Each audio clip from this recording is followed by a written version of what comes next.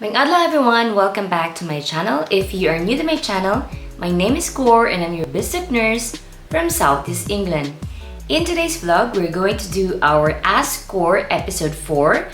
So I'm not only going to answer the frequently asked questions for nurses and carers who are bound to work here in the UK, but I'm also going to answer some of the questions relating to life here in the UK. So are you ready? So our first question is coming from Mike Nay. Actually, this is a question a year ago, but I didn't get the chance to reply to this question. Mom Corr, what are the factors that will affect credit score? I mean, sometimes it decreases. I don't know how that happens. So there are several factors that could affect your credit score. So according to Experian.com, these are the following reasons that could lower your credit score.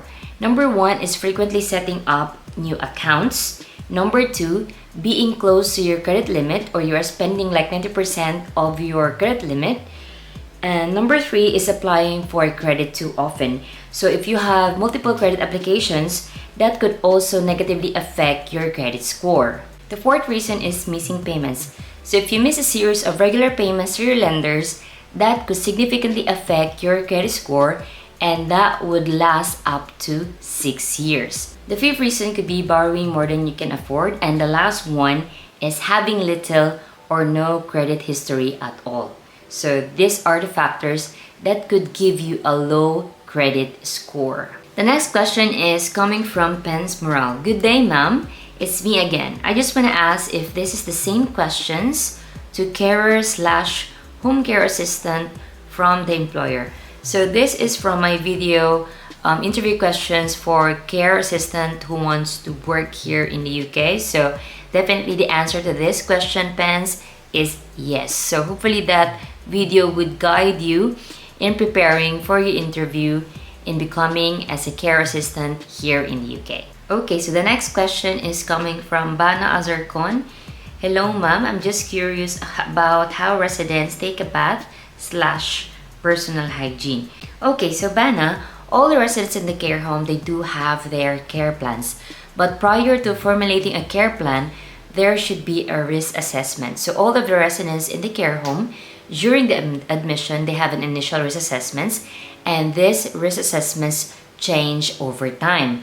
So in the risk assessments, we are going to evaluate the capacity of the residents, like mentally, if the resident is able to make decisions for himself or for herself.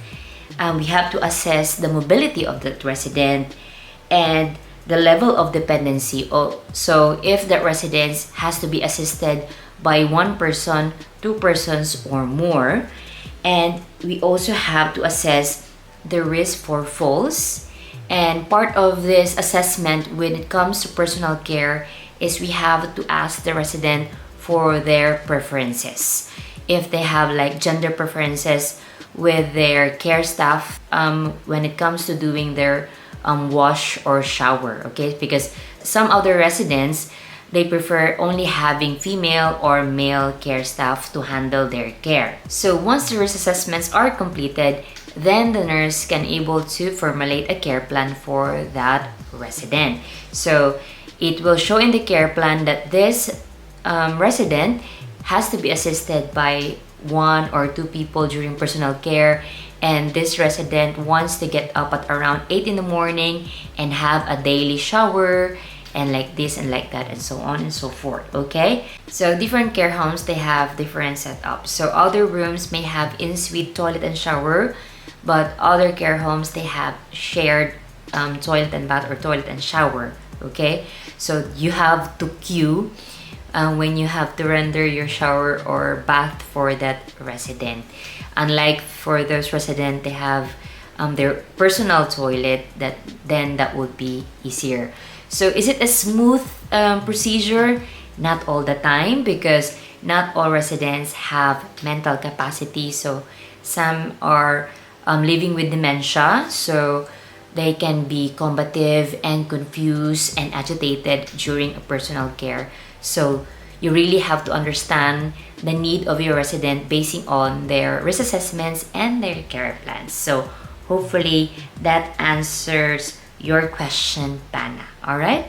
Okay, next, an interesting question from Gracie C. how much wages you get after all the deductions working as a nurse in a care home. So salary reveal. I think I made a vlog about this, revealing my pay slip and how much I save at the end of the pay.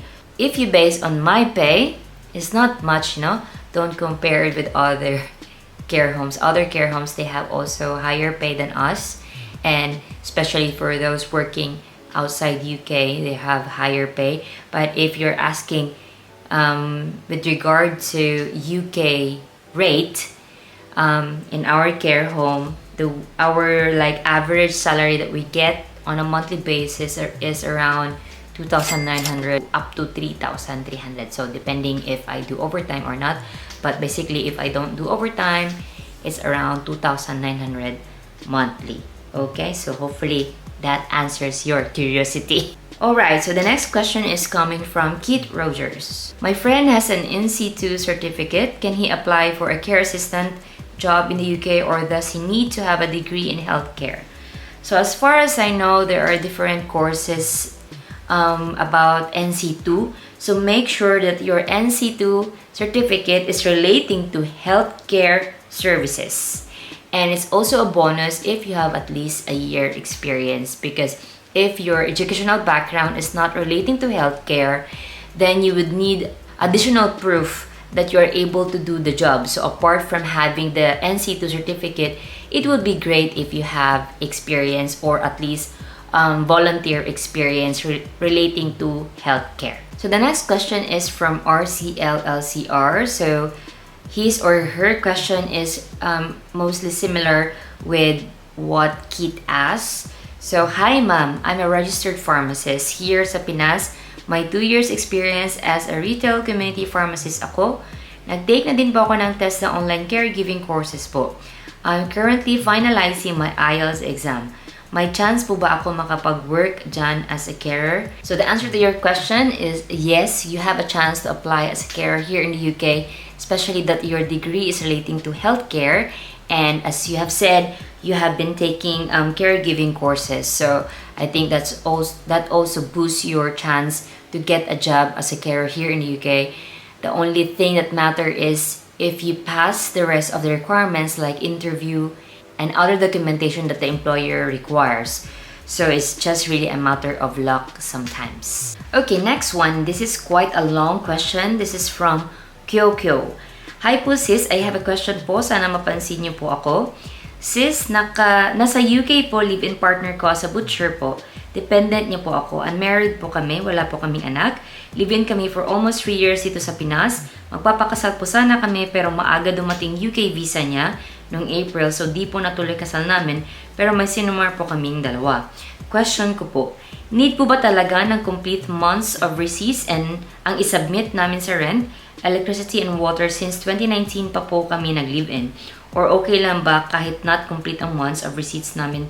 Like for example, tag 5 months lang po na receipt na isubmit ko for 2019 to 2020, 2021, 2022. So mga 20 months of receipts po yan. Ang dami ha. Okay lang po ba na ganyan or need po ba talaga complete since nag-live-in kami from 2019 up to 2022? Thanks in advance po. So as what I have mentioned in that vlog, Kyokyo, do not overdo it, okay? Just provide like sufficient amount of evidence that would prove your existing relationship with your partner. So you don't need really to provide the last 4 years receipt. The only thing that they need from that one is to prove that you have an existing relationship for the last 2 years. So if you can provide bill showing your names, your names on that bill, then that would be enough. So you don't need really to provide like a whole lot of documentation that would prove your relationship with your partner. If you're not really confident that your application will be approved, you can also provide some copies of your money remittances. So that would show that you're still having an active communication with your partner even though he's already in the UK. Okay? So do not overdo it. Just provide random copies of your electric bills or whatever documentation you have that would show that you have a valid relationship with your partner for the last 2 years. Okay? Okay, next question is coming from Akinyinka Dipu. Thank you for your effort to bring information to us. My question is, I am here in the UK already and I intend to bring my wife and daughter. How much exactly do I need for the application? Is it £600 or £1,270? So if your sponsor does not certify your maintenance as well as for your dependents, then you would need to have proof of funds. So you would need £285 for your partner and £315 for your child. So you would also need to have £1,270 available to support yourself for your own application. So the total cost is £1,870. Okay? So the next question is from Lazaro Cesar. Paano po ma'am, hindi pa kami nag 2 years and working visa ang hawak ko. Wala po bang ibang way para ma-approve kami? So if I have to base my answer from the government website when it comes to applying your dependent to join you here in the UK, so for your partner, you must be able to prove that either you're in a civil partnership or marriage that's recognized in the UK. Second, you've been living together in a relationship for at least 2 years when you apply. So it really says 2 years. But if you're really eager to get your partner as soon as you can, even though your relationship is less than 2 years, probably you can try to write a letter saying that you are planning to get married once your partner arrives in the UK. I think that would be a good reason that you will get approved, but it's not a guarantee. But if you really want to give it a try and you want to take the risk, I think it would be better if you hire an immigration consultant. It would be quite costly, around probably £1,000. I don't know how much really. But the immigration consultant would help you in processing your application and to provide more information that could help for your application to get approved. So it's not really 100% guarantee, Lazarus, but if you want to take the risk, then go for it, because maybe you have some compelling reasons that you want your partner to join you here in the UK ASAP. Okay? So that would be my advice for you. Okay, down for our last question, and this is from Julie D. Jimenez. So she's a Bisaya. Ma'am, wala ka nag-NHS sukad? 20 per hour ba ma'am pag care home? How long pod i-train ma'am kung bag-o? ER nurse ba ako? Pero murag diha na lang ko sa dako bayad. Okay, so Julie, I've never worked with NHS, so I started my career from a private healthcare sector. So I worked in a nursing home since 2018 as a senior carer. Then eventually, I became a nurse when I completed my requirements for the NMC. So I've never been to NHS. So if I have plans to transfer, I'm not really sure. I can't, ayok magsalita ng patapos if I want to stay in the care home for a long period of time. Never been to NHS. So she's asking if it's £20 per hour. Okay, so the start rate for a nurse in a care home is, it depends really on the location. I've mentioned this before in my vlogs. It depends on the location of the care home, the size or the capacity of the care home. So it means how many residents they are catering for. And of course, how generous the company is. Okay, so the pay rate starts from £15 up to the highest that I have known, yeah, for a nurse, a basic, just a staff nurse, not with a position or something. So from £15 up to £22, okay? So this £22 rate is mostly in London area because of the high cost of living. So how long is the training? It depends. You will be assessed. You have a competency training. So your mentor or your senior colleague will assess how long are they going to train you. They will assess if they will be able to leave you alone on the floor or if you still need further training. So it depends on your competency assessment. So if you're planning to work in a care home because of the pay, yes, it's a good reason, but just to let you know, we are also working longer hours compared to NHS. That's why we are getting more pay. Okay? So hopefully that answers your question, my Bisaya friend Julie. Alright, thank you. Now time for shoutouts. I have 3 subscribers that I want to shout out, and I'm also going to read their comments. Okay, so this is from Dennis Costales. Hello mom, well explained. I like the way you explain it mom. Simple and easy to understand. Maybe you're Ilocano mom. Cordapia is an Ilocano word. Hope I will meet you in the future. Love it mom, keep up the good vibes and keep smiling. Denise, I'm not Ilocano. Based on my intro, I'm your business nurse from Southeast England. It means Bisayang dako. I'm Bisaya, I'm not Ilocano. Maybe because you notice of the thick accent, that's why you suspect that I am Ilocano. Because sometimes, you know, yung dila napipilipit, so sounds like Ilocano, but I am definitely Bisaya. So what lineage of Bisaya? Buholanong Bisaya, okay?